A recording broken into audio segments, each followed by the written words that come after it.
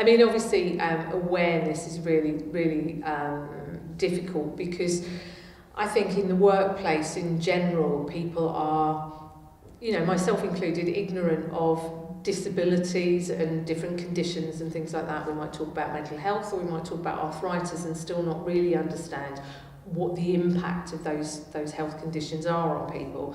So I think, certainly employers aren't aware or understanding of the condition.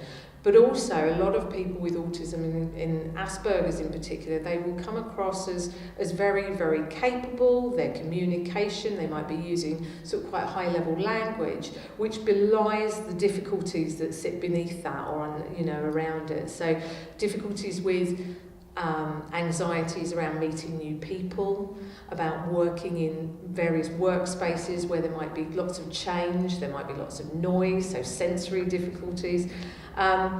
Sometimes misunderstandings. I mean, without going into too much detail, if you think about somebody who processes language, whether that be verbal or non-verbal communication in a slightly different way, if they're misunderstanding things and the boss is seeing that as, you haven't done what I asked, what's the matter with you, then that just leads to so many problems. And there are simple things that we try and help people to do. So it might be about the person with autism talking about their condition, being aware of the things that they can do that will help them be good at their job, but also the employer understanding, well, what's the best way of communicating? How can I get the best out of this employee? It might be working slightly differently. It doesn't mean to say it has to be onerous on the employer. It's just a different way of communicating, and understanding that sometimes there might be differences or difficulties, but trying to face those without making a judgment about somebody's ability.